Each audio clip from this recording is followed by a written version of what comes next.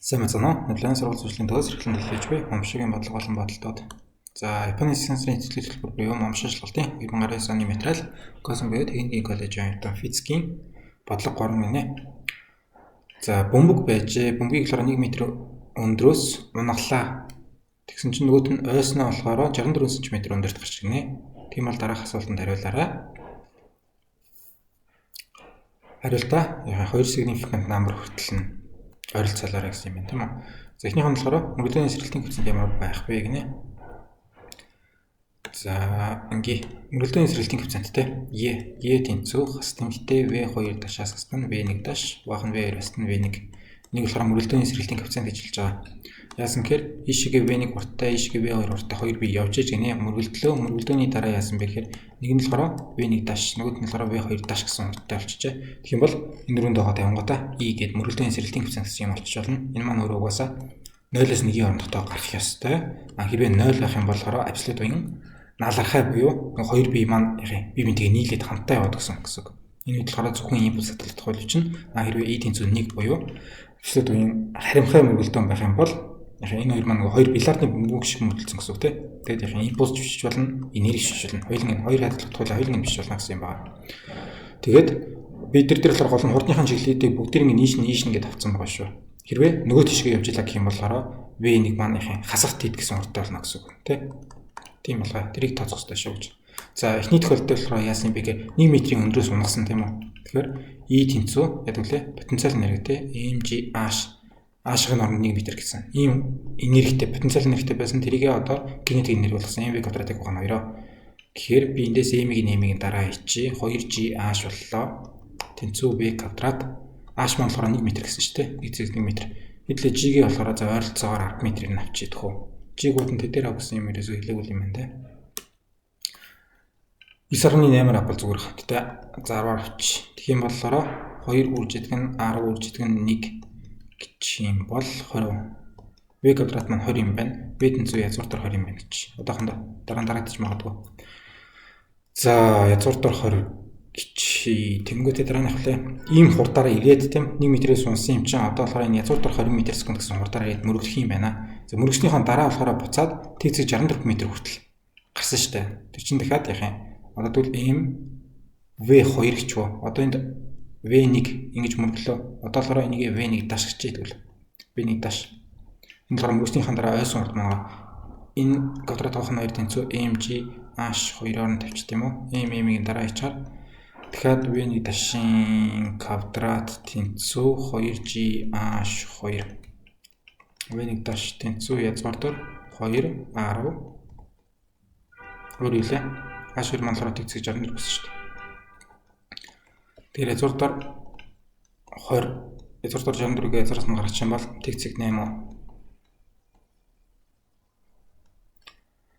Ийм болсон юм байна. За, энэ дээр болохоор нөгөө мөргөлж байгаа бие маань болохоор газар маань шүү дээ. Тэгээ газрын хурд болохоор хөдөлгөөн чинь V2 тэнцүү 0 гэж хэлдэг байгаа байхгүй. Нөгөөд нь гэсэн бас энэрнийхээ V2 даш тэнцүү 0 гэж хэлдэг байгаа. Хэдлээ хурдныхаа чиглэл авах хэрэгтэй. Энэ доошогоо эргээ бодож байгаа юм бол E тэнцүү хасах тэмдэгтэй V2 даш гэдэг чинь 0 байна тий. Хасдаг гэж жагаад энэ болохоор дээшээгээ хурдтай гэдэг чинь хурдныхаа чиглэлийг доошогоо нэмэхээр авсан юм чи хасах тэмдэгтэй тавих гэдэг байхгүй. Хасах тэмдэгтэй язгуур дээр 20 тэгснэ 0.8 тавьчих үрждэг гэж бод. Энэ болохоор V1 дашин тий. Угаах нь V2 нь кэрэ 0-ороо хасдаг гэж жагаад V1 маань болохоор язгуур дээр 20. Язгуур дээр 20 гэж энэ ер нь 2 жил яваад байгаа шүү дээ. Тэгэнгүүт тэнцүүгээд энэ хас тэмдэг үжиг энэ хас чинь энэ хастайгаа дарагдаад нэмэх болчихно тийм үү.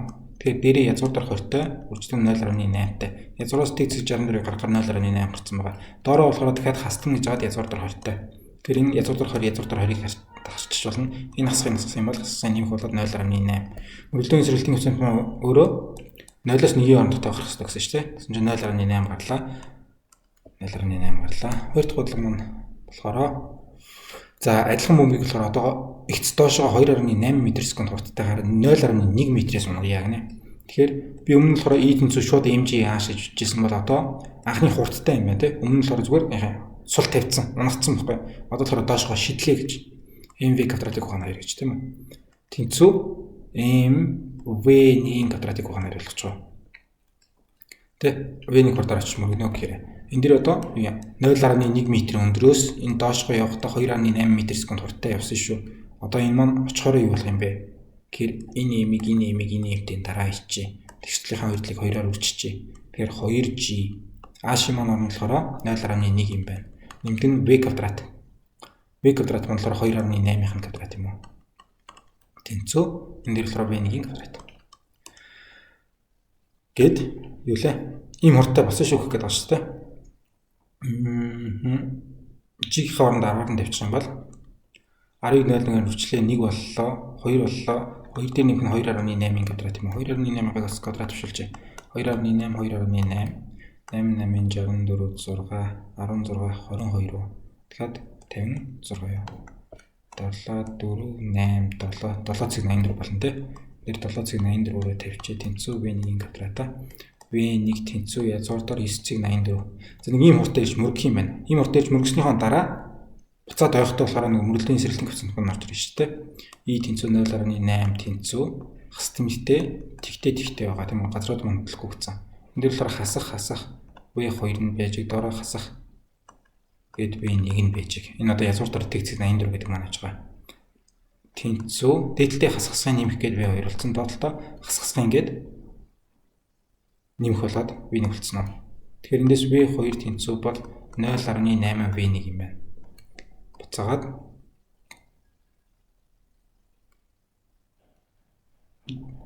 x-уулаа тэнцүү 0.8 үржигдэн язгуурдаар 9,84 ч юм уу байж байгаа гэсэн үг шүү дээ. За бид дахиад нэрийг бичнэ те.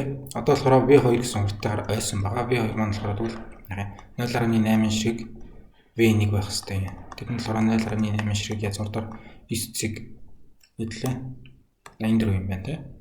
84 юм байна.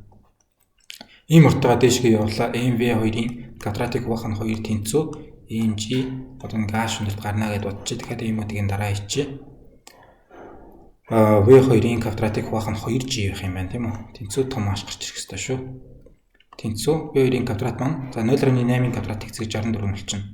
Тэр 9,84 байжийг хуваах нь 2g буюу 20-оор авчих шүү дээ.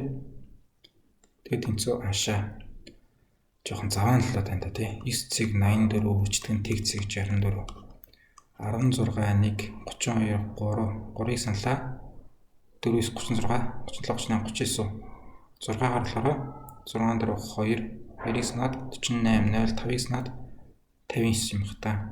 Тэгмээд нэмэхээр 6 7 9 2 6 боллоо. Таслын орд чинь 4 ч таа байгаа юм шүү дээ. Тэгэхээр 4 орон явлаа 6 цаг. Энийг дахиад 20 доо хуваах юм уу? 6 цаг 29 76-г хуваах нь 20 гэх юм бол за зүгээр 2-т нь оч те 2-т нь оч юм бол за 3-аар өглөө 6 тэгцэг 2-оор те энд 3 цаг гэснэ 1 4 8 юм уу 3 цаг 14.88 тэнгүүдээ дахиад 10-т нь угааж өглөөгөр тэгцэг 3 14.88 гэсэн хариу гарах юм байна. Гэтэ нөгөө 2 оронтой болгож товчлаараа гэсэн юм чи 0.3 м л гээд товчлж тэ. 0.3 м эсвэл 3 цаг 1 м гэхэд хариугаа харахаар 3 цаг 1 тэгцэг 3 цаг 1-тэй тэгцэг 3 цаг 1 4.88 гэсэн авах гэдэг шүү дээ. Хамгийн ойролцоо харин энэ юм шүү. Тэгцэг 32-аар. Тэгэхээр 2 юм бэ. За шинээр гарч ирсэн үг маань болохоор бөмбөг унагсан гэхээр анхны урд байхгүй гэхэд байгаа шүү дээ. Хэрвээ энэ rest гэхээр 50 байсан гэхээр анхны урд нь байхгүй. Унагсан болохоор ямар нэгэн анхны урд өгөхгүйгээр унагсаж байгаа. Хэрвээ throw буюу шидэх байх юм бол ямар нэгэн байдлаар шидсэн тийм үү? V0 тэнцүү. Тгээс ялгаатай тийм. Ямар нэгэн анхны урдаар сем төгөлд 2.8 м/s хурдтай шидлээ гэдэг. За хэвтэй чиглэл доошгоо шидсэн ийм өндрөөс газар дээр ийм өндөрт байсан ч юм уу. Тэгэд ойлоо ангуудаа болохоор яг өмнөх өдөртөө гарч ирэхгүй те ямар нэгэн байдлаар энерги алдагдаад байгаа тийм үү. Тийм болохоор мэрэгчний сэргэлтийн коэффициент буюу энэ яг хэрэглээд байгаа шүү дээ. Тэгээд ойролцоолох таймлах гэдэг 2 оронтой болгож таймлах юм байсан. За тэрх байсан. За лайн байла. Баярлалаа. Баяртай дараа дахин уулзъя.